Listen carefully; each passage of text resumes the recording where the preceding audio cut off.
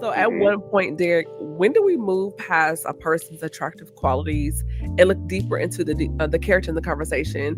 And you're already smiling because I'm like, I think sometimes people become so enamored by the packaging, and it's just like you ignore a lot of red flags, and it's like, yes, they can be cute and handsome and fine and whatever, but like, okay, can you hold a conversation? Are you intellectually stimulating? Like, what are we doing here? I mean, it's almost like, when you shop at, certain outlets. I won't call like names, brand names, They're but not paying us. it looks right. They're not paying us, so we won't get them a shout out. But it looks good on the site. You order it and you get it at the house. You're like, oh my goodness, I have a vision already of how this is going to fit and look on me based on the pictures. And you take it out and the material is off. It doesn't Timu. fit right. You're right. It's giving Timu. It's given Timu. I would say that would be the same thing around transitioning from, looking past the attractive qualities, because a lot of times from a distance the attractive qualities might look appealing and amazing and all that other stuff, but when you get to the character, it shifts what those attractive qualities look like. There's been people that I've known, just as friends, that over time, they may have been attractive, and not someone that I wanted to talk to, but they've been an attractive individual. But over time, their character and how they've shifted has just really made them very unattractive as a friend or someone that I want in my circle, right? So I think that goes both ways, whether it's romantic, whether it's, building your community and friendships, an attractive quality, because it's, I always say it's a reflection of you. And so the people that are around you reflect who you are as well in your character. And so I'm like, listen, I want beautiful people around me inside, which reflects on the outside, right? And so it's important, I think. And I always say, if you sit and take the time to have conversations and talk and get to know someone and really listen, right? Talk about your experiences, talk about the things that you're interested in, right? And long enough, so not the first date, not the second date, not the third date, but continue on talking. Eventually, you can always say, I would say this a lot. A you can only play a role, but for so long until your true character comes out. Yeah, I always say an actor at some point will forget their lines. Yes, and that's true about people who are not actually who they say they are. Like, they use Mhm. their external to really get in, but you can't stay in if don't know how to act accordingly in a certain house where rules are, right? You know what I'm saying? So Mhm. I think it's just important just to have conversations, and then just hold to your guns, right? You may have your own boundaries around how you want to move with people that you meet for the first time. Stick to those, because eventually people who really want to stay around will stay around, right? They will meet you where you are, and they will also show up and bring more, right? Like they say, when people go to a house party or you invite somebody to a kickback, those that bring stuff and weren't asked to bring stuff, you like, you know what, you're gonna come back. I'm gonna invite you back, because Not just it's ice. almost, you know what I'm saying? It's almost like that, not just ice and not just yourself and your appetite, right? But people, people have an instinct to be like, yo, I'm going to someone's house. They invite me there. You know what? I just want to bring something to say thank you.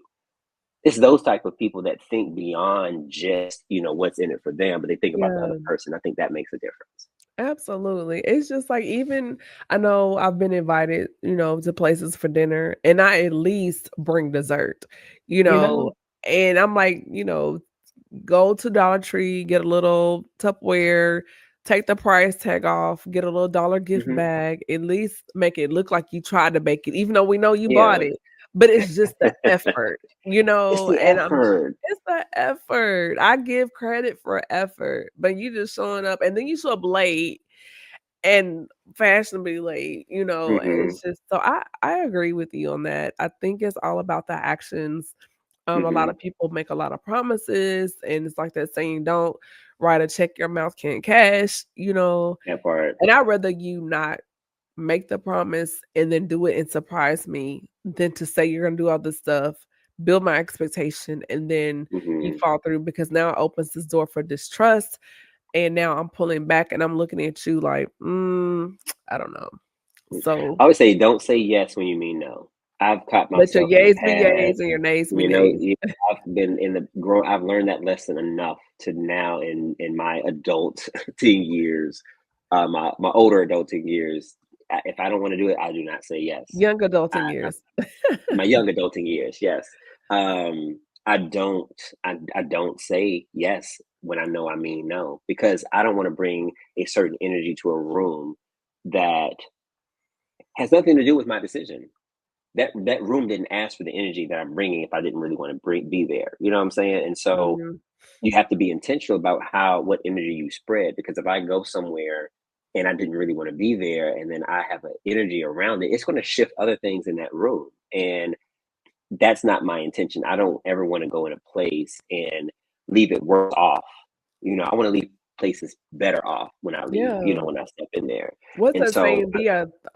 Be a thermostat and not a thermometer. mhm, yeah, yeah, yeah. So it's just one of those things where, over time you really think about the impact of your legacy, right? And legacy is not just children and not just like it's how you impact people on a day to day. Mhm. That becomes a part of your legacy because how you impacted them, then they then take that experience and then they use that and they impact others and it continues. It's a snowball. Energy transfers. And Yeah. so I think about it even just in the simplest form. It's like every person that I meet, I have an opportunity to write a legacy of what Derek is leaving in the world. Yeah. Resentment has a fragrance. Hmm. And if you didn't wanna be there, Then don't come. don't come. Like, who's all over there? You could Right? ask Who's the all over there? question. Right now, listen. I'll ask the question. Who all gonna be on there? You're You know, right. because you also got to. That goes back to our early conversation. You also got to protect your peace. So if you don't, if you're interested in going somewhere, but there might be certain energies that you don't rock with, just don't put yourself in that situation to then have to come out of character. Mhm. So what do You you know. in that, it's just like, how do you shifting gears just a little bit, Mhm. training your boundaries to be stronger than your empathy? Whew, that's a loaded one. One, it's you have to first be aware of your emotion, your own emotional states, and what your Mhm. triggers are, and what takes you up and down. Because if you don't know those, then you'll also always find yourself in a situation where your boundaries are not going to hold steady because you don't know you're not emotionally intelligent enough to understand your ebbs and flows, what triggers you, what makes you go up and down. You know what I'm saying? And Mhm. so you have to really do the work, whether that's, having a therapist, whether that's talking to people, whether that's reading. I mean, there's a lot of tools out there that'll help you assess, kind of where you are, and different things like that. But I think that's the first step of knowing where your bounds are just in and of yourself emotionally. And then that will help you understand better how to then create boundaries for other people because then you know what your triggers are and then you know what not to put yourself into, right? Because you don't want to always test the waters, right? If you don't have to test the waters, if you know the waters of the tides are high, you don't go up there and say, "Oh, let me see the tides are high." They telling you the tides are high. Don't go over Mhm. there and then you get them drowning because you wanted to test, but they already gave you the signs, and so you don't put yourself in a situation either, right? That's where wisdom comes in. You don't put Yeah. yourself in a situation that's going to cause you to then test yourself and come out of character when you know good and well that that space is going to be hot and heavy with that. Yeah, So those I think is triggers. yeah. So you have to take responsibility yourself around your boundaries and putting yourself in the best position to succeed. And therefore, and then in the spaces where you can't control that they kind of pop up, then you can then, leverage and use those boundaries accordingly because, and that's really what they're used for. Your boundaries are really set up for when things come up that you can't control, right? And Yeah. then wisdom helps you keep you out of spaces where that's what it is over there, so you don't go. You know Mhm. what I'm saying? So there's a difference, and Absolutely. I think people have it. Sometimes they have it flipped. So